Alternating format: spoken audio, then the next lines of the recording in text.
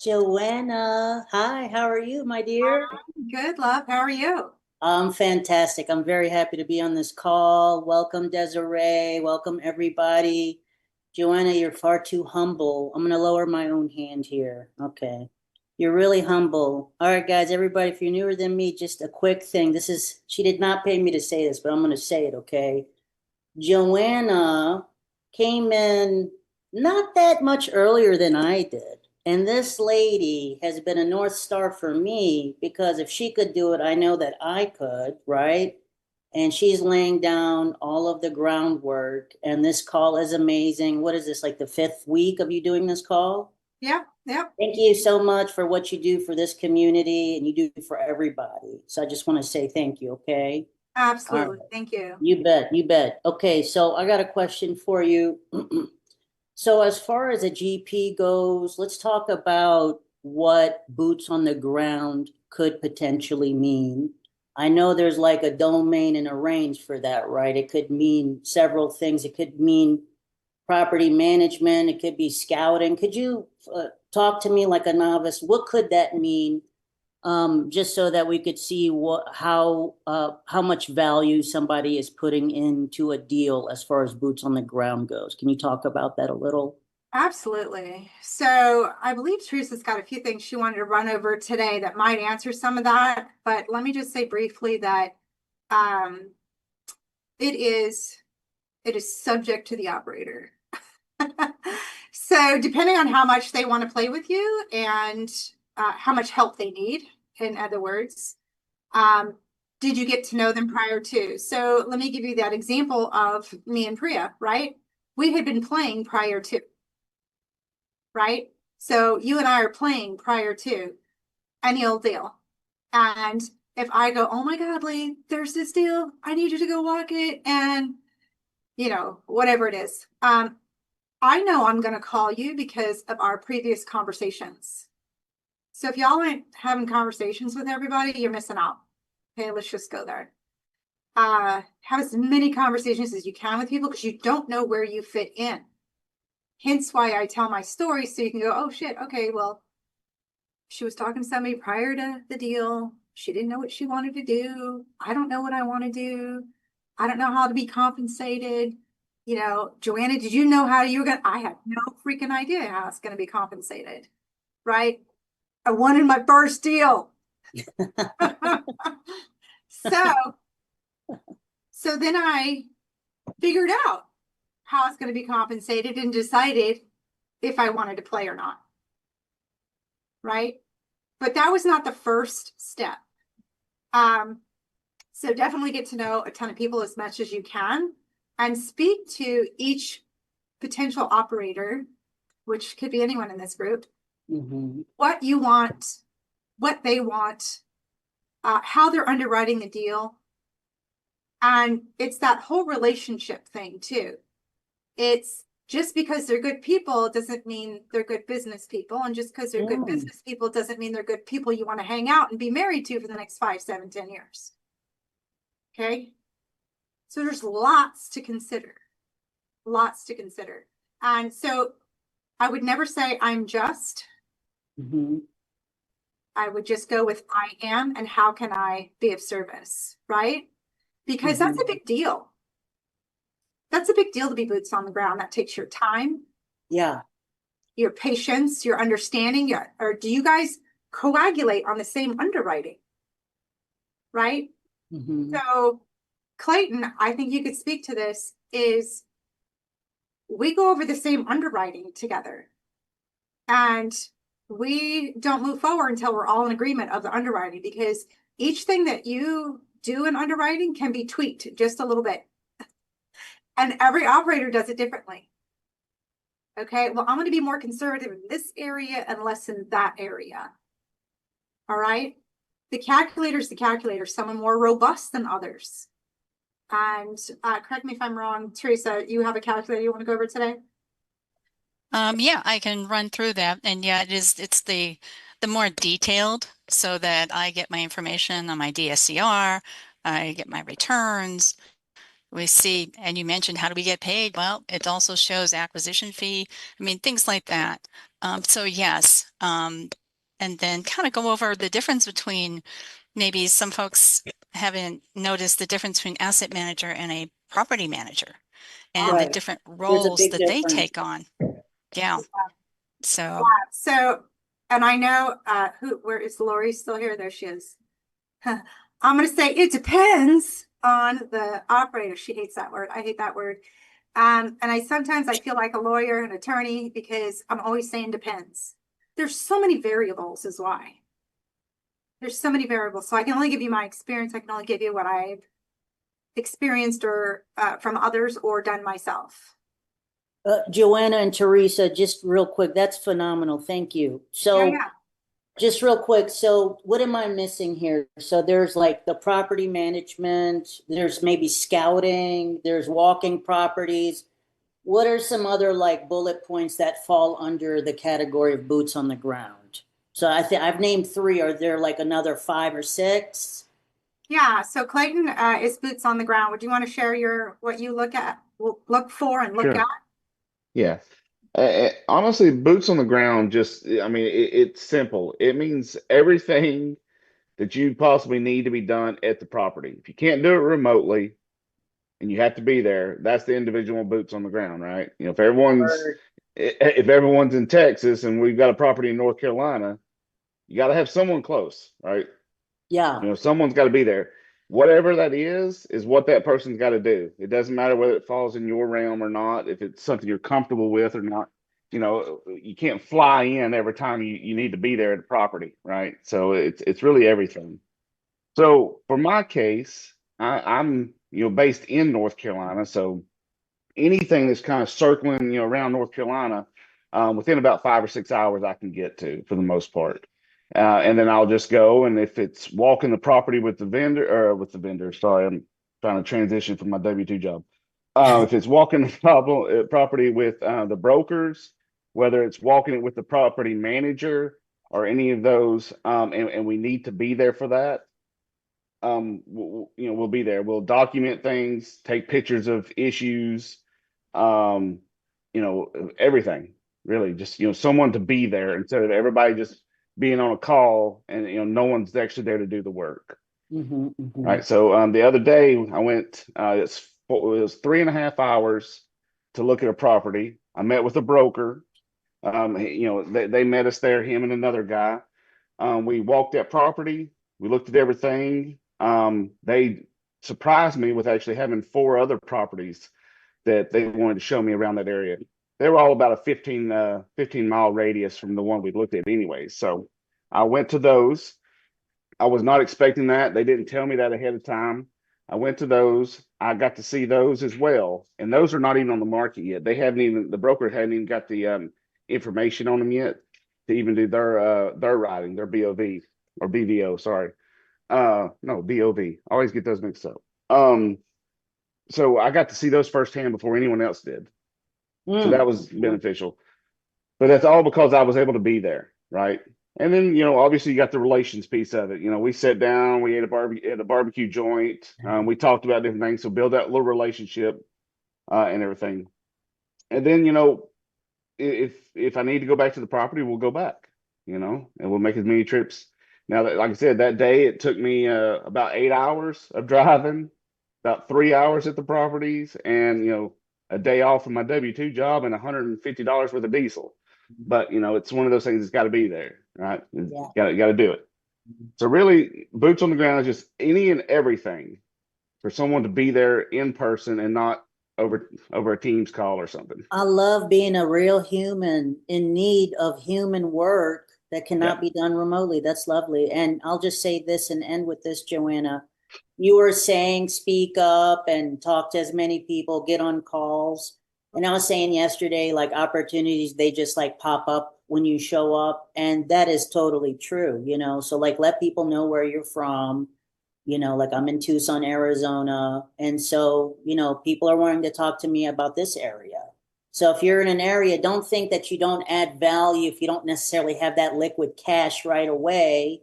So like I have experience as an LP and now I'm getting into capital raising and now I'm getting into this other stuff, but that's only for, being on these calls. So, we all add value, so anyway, Clayton, thanks. I appreciate you, bud. Thank you, Joanna.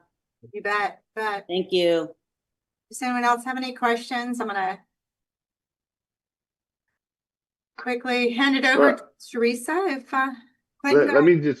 Let me piggyback off that 1 second. So, like we were just saying, like you just said there, um, and I'm stealing this from Matt, but it's, it is very much a true statement. If you got three things you got to bring to the table, right? You bring your money. If you ain't got no money, you bring a skill, the skill that team needs, not just a random skill. It's something that, fills that gap. Or three, you bring a property, you bring an asset. If you don't bring one of those three, there's really no reason to have you on the team, just to be honest, right? There's no reason for us to split if you don't bring something for us to grow together. So, like I said, I'm stealing that from Matt, but it's very, very true statement, and I like that. Absolutely. So you don't need capital all the time. You got two other options. Yeah, there's something y'all get. That's why I was saying in the beginning of the call, what did you do as a W-2, or what do you do in your real estate already that you can say I can do in this skill set here in multifamily? So just try and, as you go along, as you're going through the Grant Cardone training, think of all of the things that and how do you connect it with multifamily as you're going through it. Just keep that in the back of your head and go like, hey, that's just like the project management I do, or whatever. If you're an engineer type mindset, maybe, asset management is more your skill set. Like just kind of think in those buckets.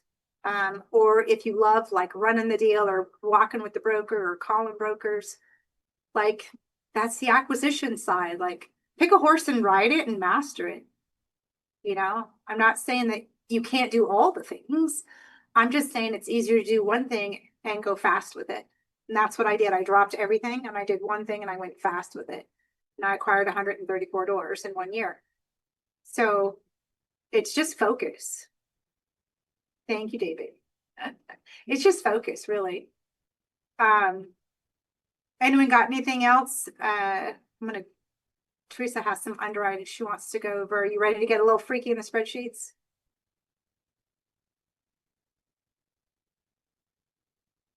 All right. All right. Well, thanks, Joanna. Yes, I'll get to that in a few minutes here.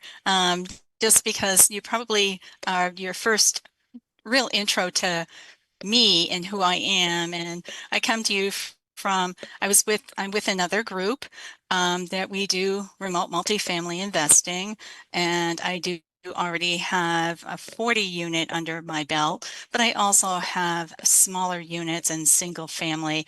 And prior to that, I had I was the CFO for a housing authority with over 1,500 properties that I did a lot of what I do here for that organization. It covered multi-jurisdictions. We had HUD properties, Section 8, low income, workforce housing, and managed all of those properties.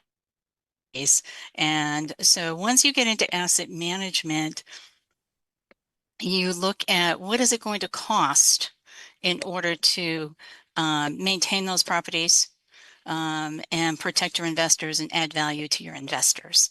And so really in a nutshell, the difference is the property manager is there, boots on the ground at the property, letting you know what's going on, and they will report. And you set that up with your property manager, whether you want reports monthly, which usually when you first start out, it's really beneficial.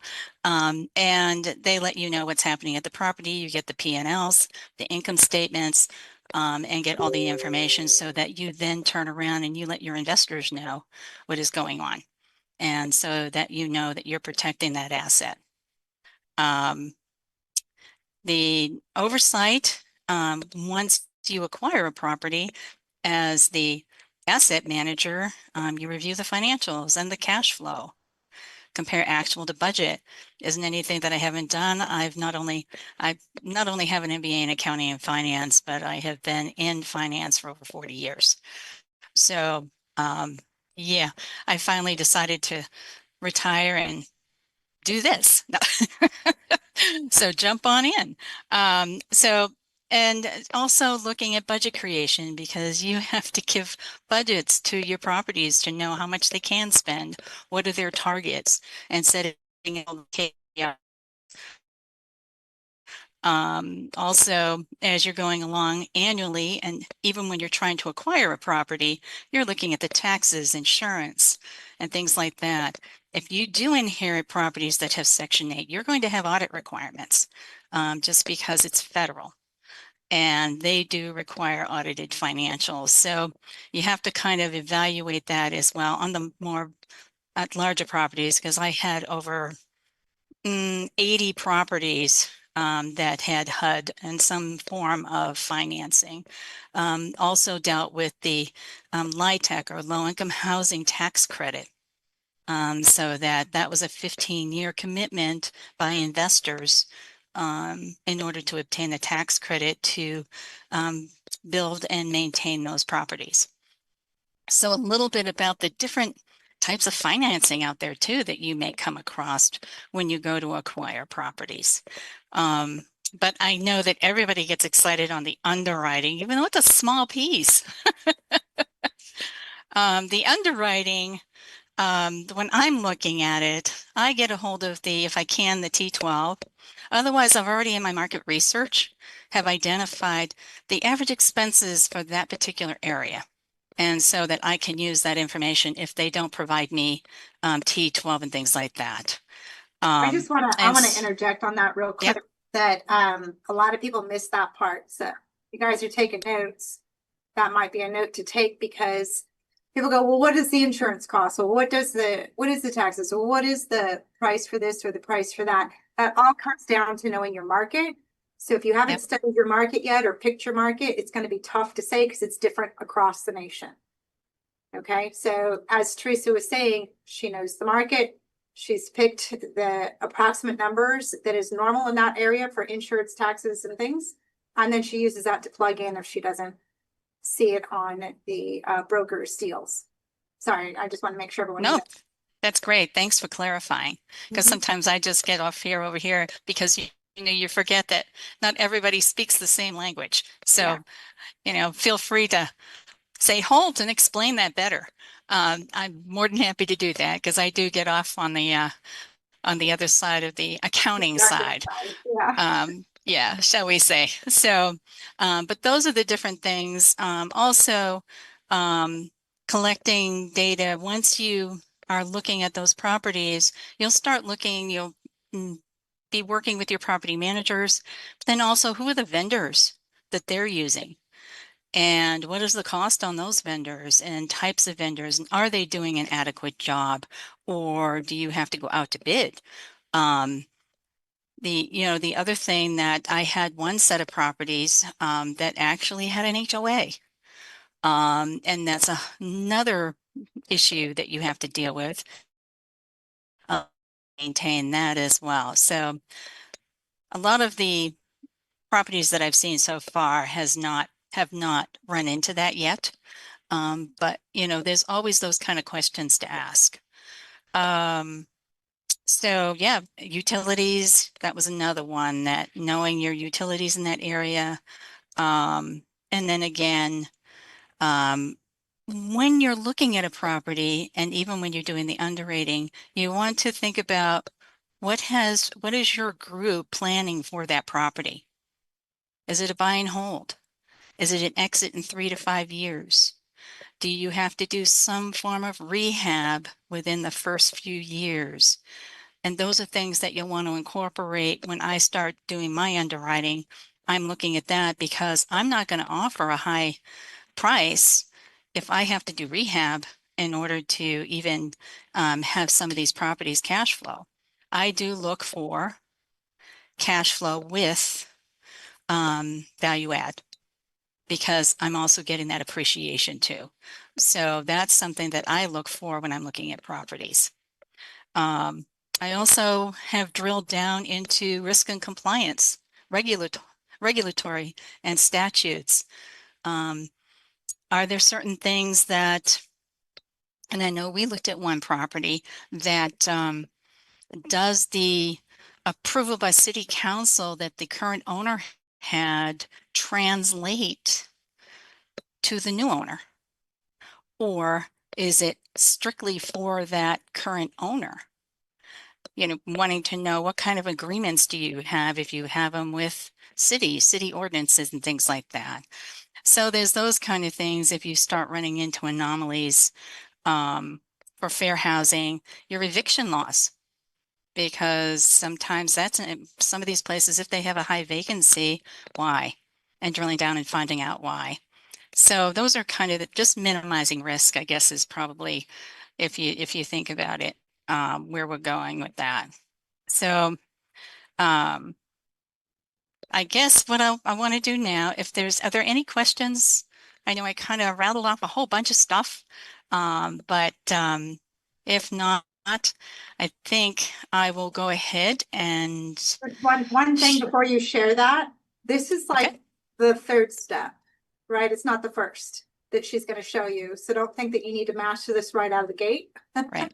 Because calculators can be confusing. I know Gary's shaking his head going, yeah, that's a lot of work, right? So your North Star could be the back of the napkin. Am I going to play in this area? Am I close? Right?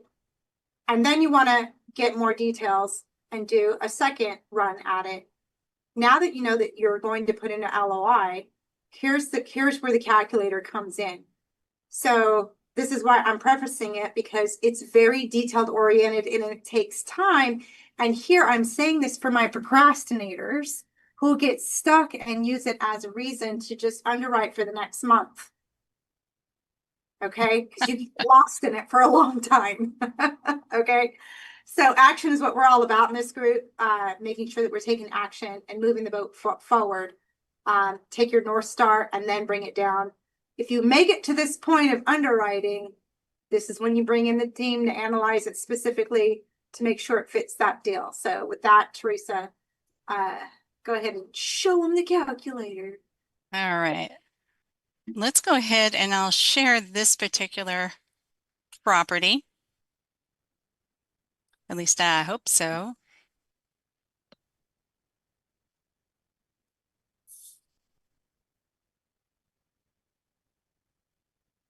Although my system has been really slow today. So I see the blue circle of death, so I'm like trying to get there. There we go. Can we see it? Okay. So this particular calculator, it takes in the subject property information. This is one that we did pass on, and we'll walk through the why, because everything looked really good until you drill down to find out about the, I don't want to say intangibles, but the ones that now you have to ask the questions, the whys. So this property happened to be a 243 unit property. The asking price was 15 million. And this, you received that information. And then the offer price, we determined that we wanted to offer 14 million. So the strength, and it will calculate out your strength at 93%. The cap rate is based on your current P&L and the offer price. So when we go over and we look at our current P&L, we will get that information. What they did, and this is everything that you fill in. Yes. Can we go over the different sections and what they mean so that? Certainly. So we start out, the subject property is property, and then also you have a rehab. So under your tab 1, your detailed inputs, this is your main, this is my main calculator. I put all of the data that I would get from a T12, a P&L, the OM, any of the detail that I can obtain for that property to analyze the information. It actually has other tabs, a summary page, which is pre-populated once you start filling in all the data in the detailed inputs. It has a current P&L. And this would be the financials the seller provided you.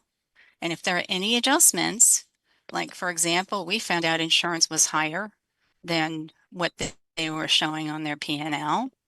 Repairs and maintenance, we knew we needed additional, so we increased that. We also knew that the general and administrative, we were going to have, it was going to cost more. So we went ahead and I need to fix this because it drives me crazy when I see the little bars right here. It drives me crazy. I don't like it. And so I don't think it's going to let me fix it. Let me do the double click. Nope, it's not going to let me fix it. So just ignore it for now. As there's sorry about that. It's not letting me fix, and it's not going to let me do it. No worries. And that's good. Anyways, nope, I don't want you to do that. We're going to cancel. Okay. So current P&L, if you're going to value add, this tab allows me to determine, okay, here are my different rental income properties, the number that we have, which is the 243, the square footage of each of the properties, the current rent, what it is annually, and it does calculate. Anything in gray automatically calculates. It has a formula. The market rents that we've already done our research on, that we know if we got market rent, which we plan to, this is our value add. Once we've done some rehab too that we could tell. Then we have our current, this is going to drive me crazy on this share because I can't do it on a share and fix it. Sorry, guys. But it does do the calculations for us. Say we have a vacancy, less concessions, which was the information we were provided. We're saying we're going to get it to 10% once we've done our updates and we get better management, because we need to find out about the property management. Is it the property management? Why did they have such a high vacancy? And then also with our potential annual rents, we now have an increase to 2.9 instead of 1.8. So we start seeing, even with our adjustments and our costs and everything else, that this does have potential. We go over to year one reno. If you know the type of reno you're going to do, you can certainly fill that in. Yeah, just Year to one be clear, performance, this it is does a populate. value add calculator. So there's a couple of different ones out there. I just want to make Correct. sure they know that she's talking about a reno, this is a value add calculator, and there are other calculators out there for Correct. stabilized properties. So know which calculator that you have when you're doing this. Okay. Sorry, go ahead. Nope, that's great. And then if we have any bridge to perm, so it looks like, And what's other a bridge to fees, if perm? we had any, if you need bridge financing. So While a bridge financing will get you from point A to point B, which is the close. Yes, Right? And then after the close, that bridge is either paid back at the end of escrow or within that first 12 months. correct.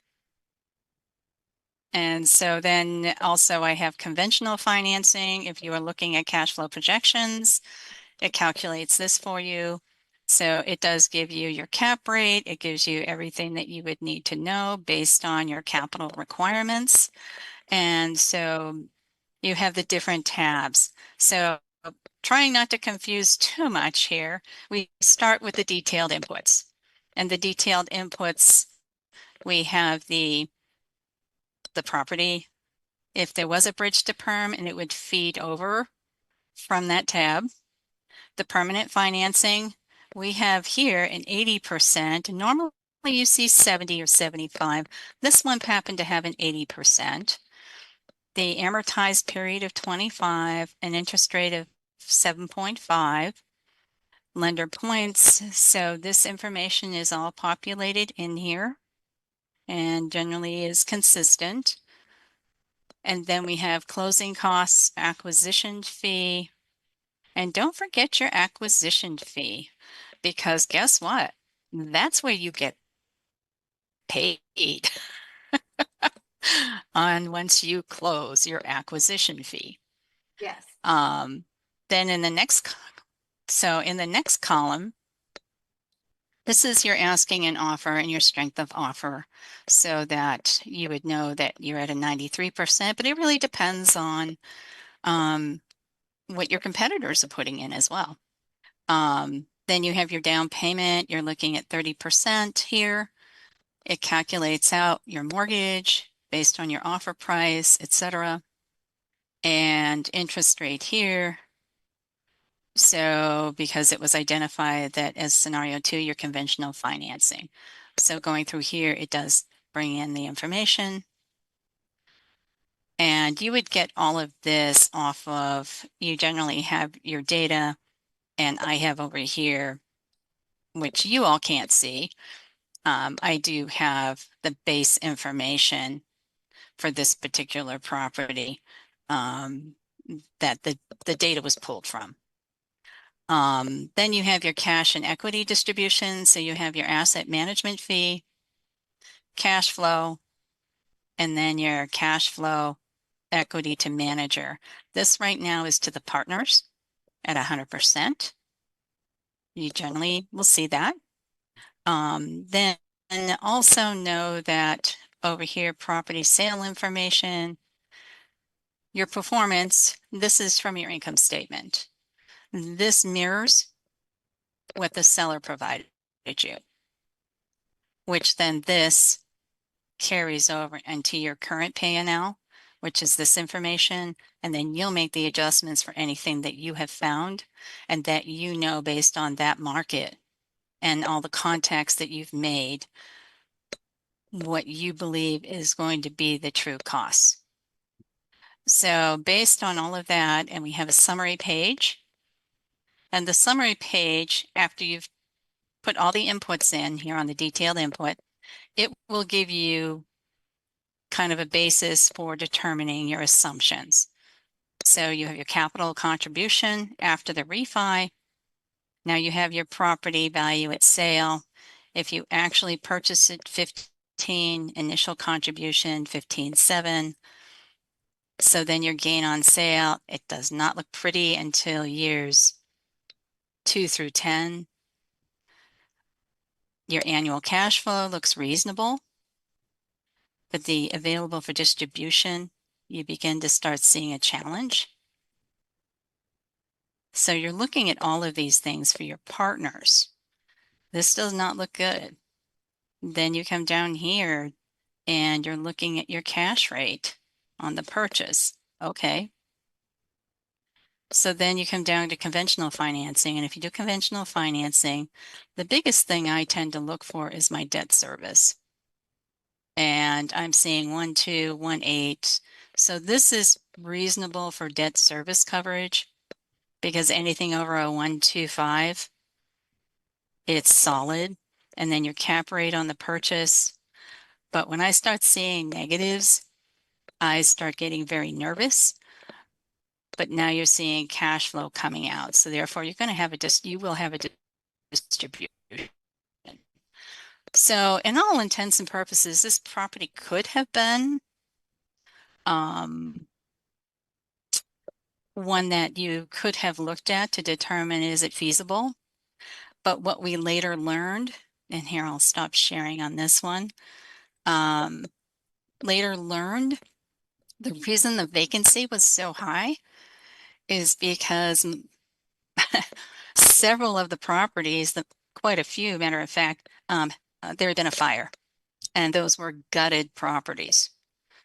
And they got they filed the claims, but they never did anything to preserve or rebuild or anything like that. So when you start looking at property that's been damaged by fire, you really have to evaluate the risk and mitigation and the costs of what it's going to do, because you have to pull permits, you have to get the GCs in there. I mean, there's a whole lot behind that. And also you have to have new inspections. So there's a whole lot of more additional cost involved when you're dealing with fire damaged properties. And there were too many on this particular location to move forward with this one. So even though you saw some decent numbers, it wasn't worth it. Yeah, there's value add and then there's complete rebuild. So, Exactly. you're sure what you're getting into. Awesome. I appreciate you running over the calculator, and I didn't want to dive too much into it. I think it was a lot for people to view Yeah. in one chunk, but also it was a realization that it's just part of the process that a lot of people don't talk about.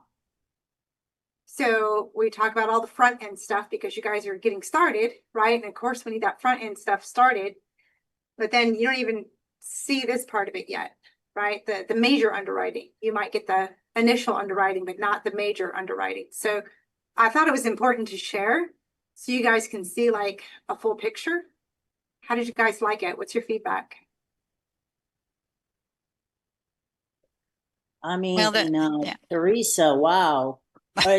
So did you put that together? Like that's your template, or did I miss that, or did you guys purchase that? It's purchased. It's purchased, Well, and it's, so it is yeah, proprietary. yeah. So I also have another company my own company that I do bookkeeping and financial analysis. So Oh, so I that's your work, software, or wow. that's not mine, Oh, no, okay. but I have a consulting company that I do this with. Wow. But the thing is that you can do a quick Mhm. look at it, and then you do a comparative to, when you do the back of the napkin type of, quick review to see if it's even worth following, and if it tends to do, a cash flow or something, then you can take that information and you can still plug it in and you can validate, because that's how you can cross-reference with your partners to make sure that you're there. And then once you decide to move forward during due diligence, this is when this really becomes important, because we want to make sure we haven't missed anything either, as we're going along and gathering the information to determine if we're going to actually close. Lots of work goes into it. Anyone else have any feedback? What did you see? Other than I just like blew everybody's mind, right? They're like, what? Yeah, told you she was a freak in the spreadsheets. Yeah. That's putting it lightly, Miss Joanna, right? All right. I Yeah. thought so. Wow, that's impressive. So Gary's another freak in the spreadsheets. He says he appreciates the run through enormously. On the other occasion, I would love it if someone would want to take us through an actual filling one out, excuse me, even by sections. Yeah, we can have sectional stuff that we do. For sure. Discussion and reason for how you fill it and where you get the info from. Yeah, that's a whole nother 5 classes. How about that? We can do that. No, absolutely. Because, Okay. I started with, learning this one as well. But, I live and breathe spreadsheets anyways. So it's a little bit different because I'm very familiar with the formulas. And if something doesn't look right, I go to look. Did somebody hard code something in here or things like that, and go and fix the formula? And so, but otherwise, yeah. We can set up time where if someone actually has, properties that they're looking at, yeah, we could do There's a that. Bring it That to would the be a whole conference. nother session, as Joanna mentioned. Yeah.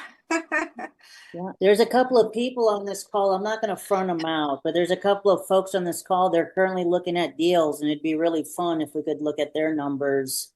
If we're running out of time for this call, fine, but maybe on another call if they're willing. It'd be fun to look at, because you brought up some really interesting things that I don't think a lot of us think of right off the bat. For instance, just thinking of insurance or like vacancies or the fire, the information about the fire that you brought up. So That's one of the number one newbie mistakes is not yeah, calculating proper taxes and insurance for the Right. property. And then when does it reassess? Does it reassess on the purchase of the property or in a couple of years, 4 years, 8 years? It's different in every state. So, and then of course, insurance has gone through the roof. So what they have listed as insurance, when did they get that? Is it current? You'll have to assess, and this is part of knowing your market. What is the insurance in that market? going for. Like if you're in Florida, it's nothing compared to what it was. So Right. through the roof, Gary says, yeah. So yeah, lots of factors. Good points, Lee. Thank you for that. And of course, you know, if you want to, you guys want to send us information. I don't know if you want to send it. Clayton, do you want it, or do you want me to take it and then we'll sift through and then do one?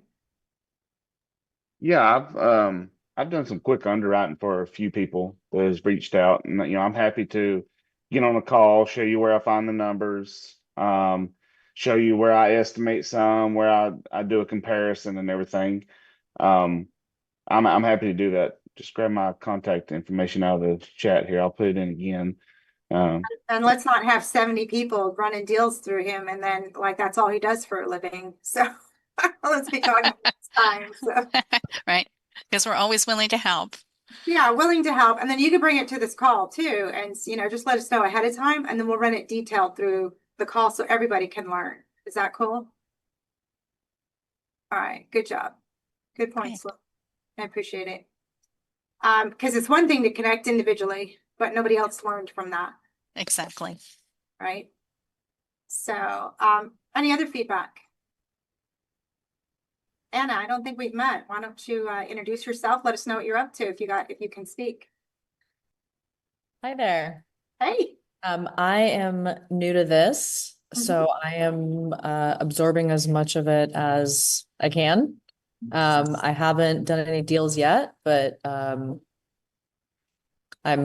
excited to learn. All right. That's What do kind you of see where I'm at. yourself doing so What's far? that? What do you see yourself doing so far? I've been interested in multifamily for a little while, so that's kind of the direction that I'm gonna go. I'm in Florida, in Southwest Florida, so it's a great market. Mhm. So yeah. Cool. Do you identify, just you don't have to be specific, but do you identify as acquisitions, asset management, or capital raising? Like what are you leaning towards? Do you even know? Not 100%. I think maybe more like capital raising, but I am not 100% sure yet exactly where I put it. Yeah. Super, super. It's good to have, and like I said, when I first joined in Grant Cardone a year ago, I had no idea which I was going to do. It was literally chosen for me in a good way. Yeah. But yeah, keep your eyes and ears open because it could literally be chosen for you. Mm-hmm. So Well, thank you. you're welcome. I'm excited you're here. Anyone else have any feedback, thoughts, theories, questions? Joanna, I have one last question if we have time, and maybe Teresa could answer this. So it seems that there's like maybe a half dozen of plays, and she mentioned a couple, and I like the language that she used. So Teresa said that one was a cash and a value add, So am I making sense here when I'm talking about the different types of plays? Like she said, one Yeah, would be, so that's the Right. lingo in this world that a lot of people say, what's the play on this property? They yeah. to know what it is. The play on this property. So that's a value add calculator. So the play on that property would be to add the value. Now there's going to be some other things that happen on the exit that would be the play on that property. And it could vary. So Teresa, you want to go ahead and explain what you're Yeah. talking about? Well, and for me, what I look at is cash flow. I want to make sure that the properties are profitable when I'm going into acquisition mode to begin with, but that there is room for that added value because now I'm improving upon that. So I look at cash and add value. And so with this calculator, it will help me see my add value and is it even going to be worth it, to put the money into it in order to improve on that property. Others look for equity. They don't necessarily care whether they have cash flow right now, as long as they break even or they're not getting a distribution. Excuse me, but they're getting equity. So they're seeing that appreciation then over time. When it comes to, 5, 10 years down the road, they're seeing that value in the property and the increased property value. Because sometimes people just want to park their money and they're expecting that double-digit return down the end of the road. And some people in the beginning, they're like, yeah, but I need to make some cash too. And so I want that that income coming in, or I want it to be passive income if I'm using, say, a different alternative like self-directed IRA or something in order to help be an investor within the property. So there's multiple different ways to look at that. And then as we look to exit, that's something else. So the exit strategies and, what you're looking for. I mean, that's something that you talk with your team as far as when you start going to purchase and acquire a property. Are we planning on, we look at a stabilized property with value add. They have clean records, etc. If you've done your due diligence, you know that and you can see it. The distribution proceeds to the investors. So are we looking at, that 3 to 5 year exit, and we know that we're going to have a, a 12% return, things like so. You go from there. Usually, most of them. I mean, I've only seen one recently that had an 18-month potential exit. And that particular, it fell through anyways, but that's the only one that I've seen that's less than 3 years. Yeah, that's right. And always remember, so the plays on this, since staying in that conversation, are going to depend, which is why choosing your market is key, knowing what kind of market you're going to be in, cash flowing, stabilized property, which one's which. Because if you're in California, you're not really looking for cash flow. So I like to explain how the different types of investors is like the casino, right? When you first walk into a casino, there's the penny slots. And that's, those are easy, great return on investment. And then it graduates to quarters and then you get to the blackjack table. And then you've got the guys in the back of the room, the closed door with the window with the smoke, the cigars, that's like 150K buy-in. Like, those are the guys that have deeper pockets that are buying a little bit differently than cash flow people like us today. Okay, so just know the type of investor that you are, and then the team that you're coagulating with, if you will, that you're all on the same page. And then depending on the deals that you take down is who you add, salt and pepper to the deal. Okay, so for an example, if you're anywhere from 20 to 50 units, you could potentially be just 3 people and take them down. Once you grow further than that, 50 to 100, you're probably going to need like agency financing, which is going to want a KP on the deal. I'm not saying it's clad in stone that way, but I'm just trying to coagulate your mind into seeing there's different ways and different levels. So if you come to somebody and say, or a broker and say, my buy box is anywhere from 20 units to 200 units, that's hard to dial in, right? They're gonna go, that's 3 different types of investors. Okay, so the person who's buying 200 is a firm typically, right? And they've got a massive team behind them and they speak a little bit differently. If you're buying 100 units, yeah, you have a team and there's certain things that they want to see in place. And lower than that, they're going to understand there's going to be JV and different, newbiness to it, if you will. So I say all that to say, know the lane that you're in, speak the lane that you're in. If you want to go play with the big boys at 200 and something, that's fine, but just know you're playing with the sharks and it's going to be a little bit tougher game. Okay. So that's all I want to say about that. I can go off on a tangent on that one. So much value, ladies. Thank you so much. So much value. Thank you. You got it. You got it. You bet. Yeah. Because like if you're in that like really large, 200 unit, 100 or 200 units, you're going to need potentially a KP, a key principal that has at least 2 years. I don't care how much money you have in your pocket, you can't qualify. Okay, yes, they need you to qualify with money, but they also need to know that you've managed at least 2 years in multifamily. So y'all don't qualify if you're just getting in it. Yeah. Okay. So there's many factors that you need to figure out. Regina, hey Regina, good to see you. We were just chatting about 140 units, right? And I said, call this person, do this, and so she's pulling it together to see if she could take it down. Do you want to give us an update on that, Regina? It's interesting that since we talked, there's all different avenues that things can take, right? So yes, I'm exactly what Joanna gave wisdom that's very valuable to everybody is yes. For those of us that are new, which is a lot of us on here, looking at that, trying to find out maybe not necessarily who your KP is at first, but you sort of need to know who's at least the 1 or 2 or maybe 3 people because I know a lot of us know several different people, but already have that conversation with them maybe long before. Say, listen, as I'm looking, can you be a KP for me? Or what kind of role are you looking for? So that's one part, but the biggest part is someone who's going to be acting to guide us.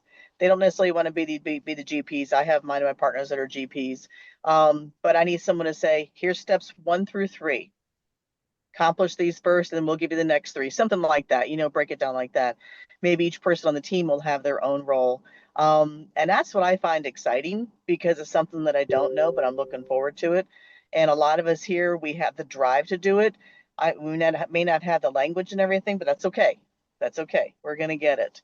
But yeah, I'm looking forward to it. And yeah, Joey and I were talking. So that's where I'm at right now.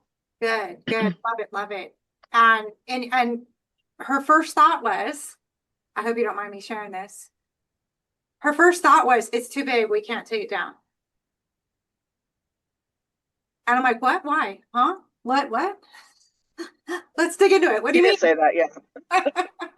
Here's how you're going to do it. I think it was just the fear of unknown and taking those steps, you know what I mean? So there was that bit of hesitation. Sure. So I appreciate your input.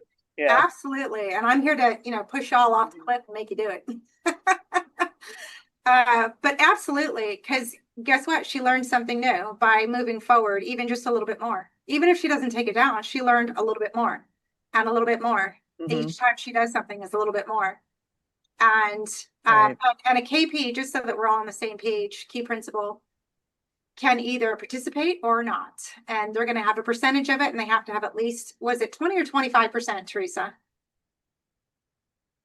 20 or 25% they have to have. 20%, I believe. Okay. Yeah. Because usually they're passive, but yeah. Mhm. Some are active and some are way passive. Yeah. Which I find odd Yeah. because they signed on the loan for crying out loud. I'd be super active, protecting my ass, Anyways, but that's what we've learned. So just know that is part of it. Gary, go ahead.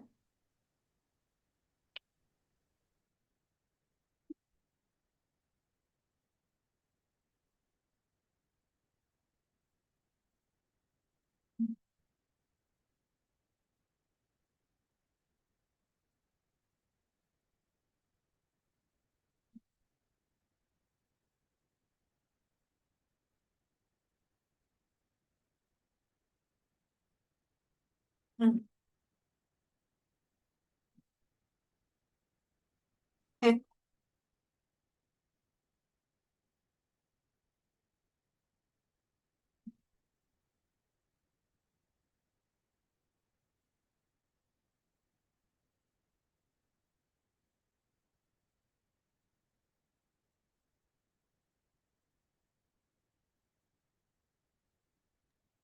But it's also how you learn too. Yep. Right? Yeah. Good points, Gary.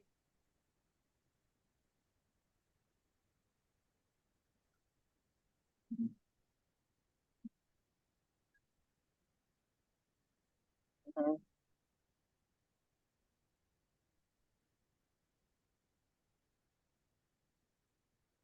Mhm.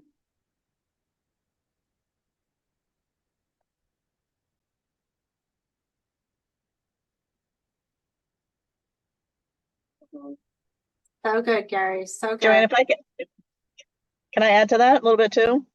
Yeah. Yeah. So I love what Gary said. I 100% agree, because one of my questions that I've asked for a long time too, well, not a question, but more of a statement, is just basically writing down directions from LOI to closing, right? And that's sort of what I've done in my career. I've always built those maps, those road maps. What's step 1 through 10? Knowing that step 3 on this one may be step 5 on another one, but at least you have a general idea of what those steps are. And once you get past, let's say, the first 10, then it becomes easier, especially if you've done it a few times. So I agree with Gary saying yes, and we do need to share with each other because we're on the same boat, because all of us are going to be partners someday. Somewhere, somehow, we will be somehow partners in You this will room. love me. I You know we will will. date me. You will. No, I'm Whether you like it or not. No, I'm teasing. There you go. Yes. If you have enough money, you'll tolerate it. No, I'm teasing. No, I'm teasing. No, I'm teasing. No, I'm teasing. No, I'm teasing. No, I'm teasing. He's in the loop. No, Oh, there you go. And then add fuel to the fire once you close. Yeah. Guess what you do afterwards? It doesn't end there. Yeah, we just get started. Are you kidding me? That's right. yeah. That's where I your think- asset I think manager is Fergus- critical. I think Fergus just put in the chat, we're all going to be married to each other or something like that. I saw it pop up. So Men will be single again. that's what it is. Yeah. Love it. We're all getting married somehow, some way. And this is Yep. this is the dating section here, right? We're all getting to know each other. That's why I pull you out and talk to you just a little bit. So I pulled Anna out, and she's identified as being in Florida, and Dennis immediately jumped on that, said, hey, I'm over here too. Like, connect with people, right? So that you know if you want to marry them or not, right? Like, oh, there's always that or not part, right? Again, you don't know if they're good people. They might be great to go have a beer with or whatever, dinner. And then as far as business is concerned, you're like, no, no, no, no, no, no. But you don't know that until you start dating, right? I didn't marry my husband like the moment I saw him. You know, you don't want to be that, who's that? Carrie Underwood. I went to the bar and I don't even know my own last name. Woke up to whatever. So you don't want to be that. You want to know people specifically, get to know them, date them, do you like how they are with either underwriting or just even chatting with you. And then what do they do for a living? It might be an asset to how you want to move forward. So always ask, what do you do? Do you have money to deploy? I have this deal coming up, or do you have a deal coming up? I'm looking in this state. Are you looking in that state? Like, those are all questions to ask on your speed dating. You should all be speed dating here. Put your information in the chat so you can speed date and get to know each other. And then answer those questions. When I started doing it, when I got the call to be the capital raiser, I literally like dropped everything. And it became so much because like I said, I spoke to 611 investors in 90 days. That's a lot of people in a very short amount of time. And so I ended up making an Excel spreadsheet of all my contact information to organize myself. So you start learning things along the way. Okay. And then I have the regular questions I ask. And so learn that for yourself, what you want to know. Maybe you're looking for an asset manager. Maybe you're looking for a capital person. Maybe you're looking for acquisitions. Know the questions that you need to know in order to do business with somebody. Okay. Anthony, question. Yeah, just want to introduce myself. Thank you for having me here. It's great and being around those people. Also, God is a great man. I really appreciate and Lee too. And it's amazing, guys, what you're doing with all this information. It's great, and I hope I keep learning from everybody. And I'm here to add value in any way I can to other people, and I really appreciate that you guys having me here. So thank you very much. Teresa, thank you. I have a spreadsheet like that.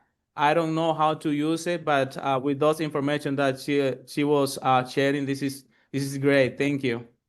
Good. Where are you from? Where are you at? Indiana. Indiana. Anyone Yeah. looking at Indiana? Yeah, I've been looking. I was working in one deal, but I missed it because it was a large deal, and I was trying to put in some people together, and we need a KP. So this was a 250 unit. Lead helped me a little bit with that, Good, and good. Gary too helped me with some underwriting. So yeah, but I really appreciate you guys, all the help that you guys, yeah, Super. keep learning and keep looking to do my first one. Let's go. Let's go. I love it. I Yeah. love it. Awesome. Anyone else want to introduce themselves or have questions, thoughts, theories?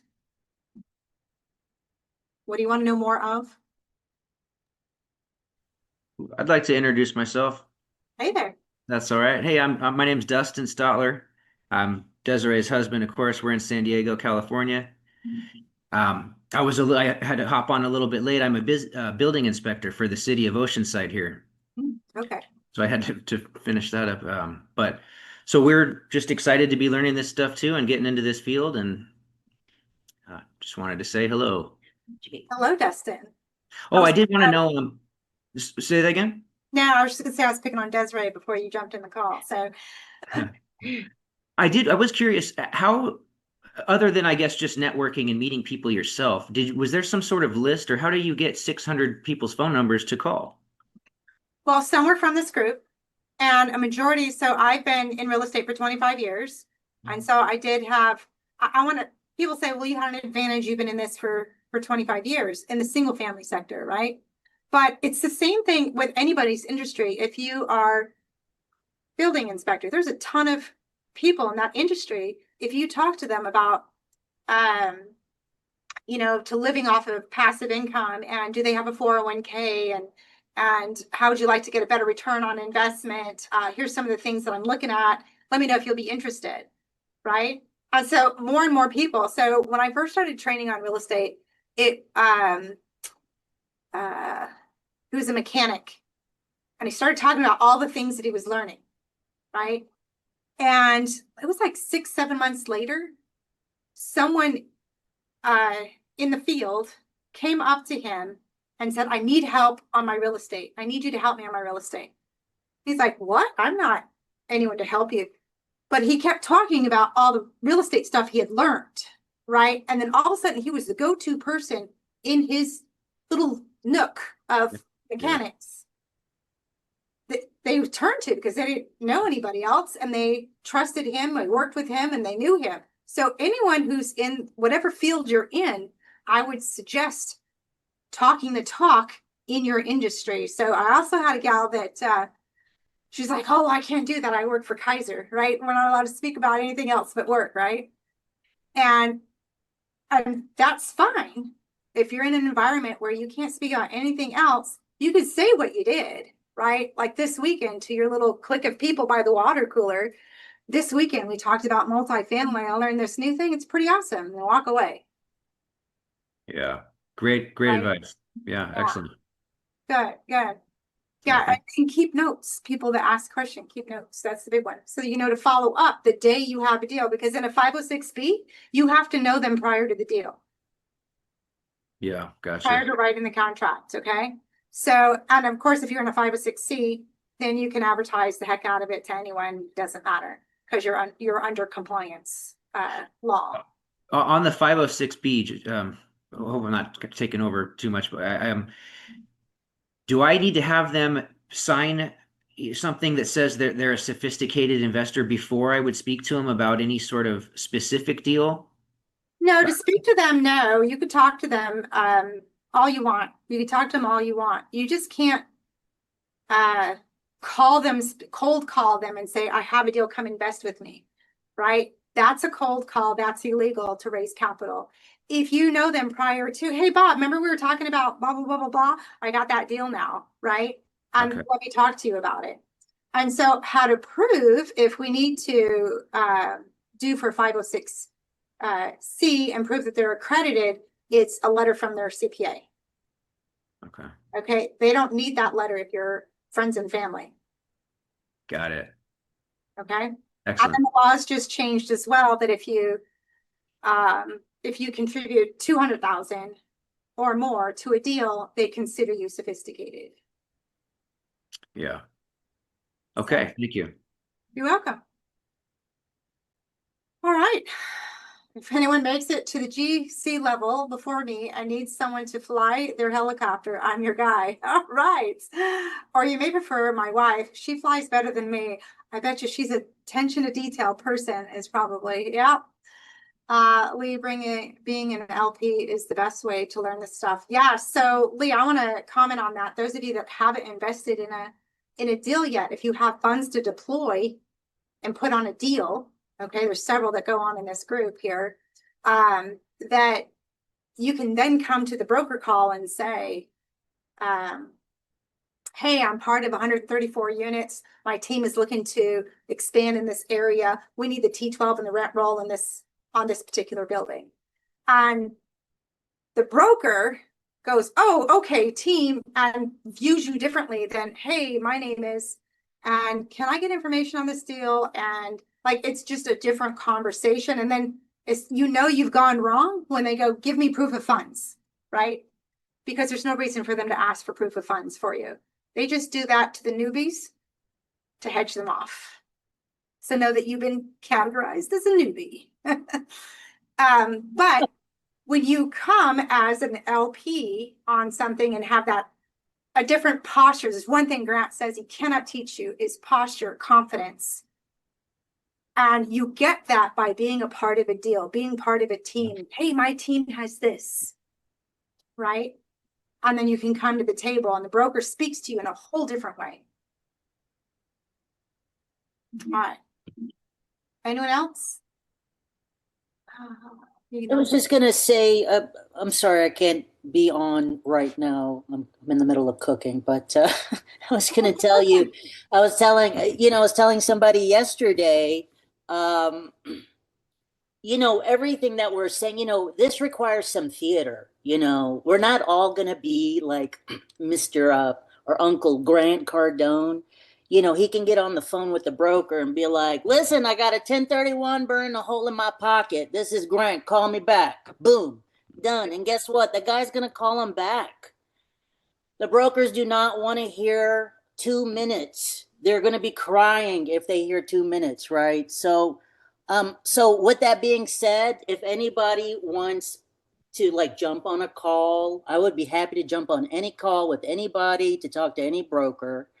I would love to do that because so many people have, given to me. So I just wanted to offer that. I was going to say something else, Joanna, but I'm perimenopausal. I can't remember. My thought just completely left my brain. That's my GABA is depleting. All of that stuff is depleting. So I had a really nice, clever thing and useful thing to say, and it's gone. It's gone. It'll circle back. Okay. Thank you, Joanna. You bet. You bet. Awesome. Was this call helpful for everyone? Good. I got a lot of thumbs up. Beautiful. Beautiful. If there's anything else you need, Telegram is the easiest to just go, hey, hello. Oh, there she goes. She's drinking. It's all over with now. She's drinking. Woman, that's soy sauce and rice vinegar. The drinking started already this morning, woman. What are you talking about? How do you think I'm the mindset maniac, lady? Love it. Just kidding, guys. Anyways, feel free to book a call if you want to run over. Clayton put his info there. Teresa, did you put your info, Teresa? Put your info in there. Anyone who needs to connect, let us know. Mine's Ask Biz if you need to. I will put my info in there. Yeah. And then whoever has a deal you want to run over. So next Tuesday, let us know so that we can, it's kind of like a prep. We don't want to spend all the time prepping, but we could prep the deal and then run it through the calculator so you could see how it works. Gary was asking if we could do that. I'm happy to. The more people we could share it with how it works, I mean, the faster all of us are going to go. So absolutely. Absolutely. All right. If there's nothing else, I release you all into the wild. All right. Have a good one.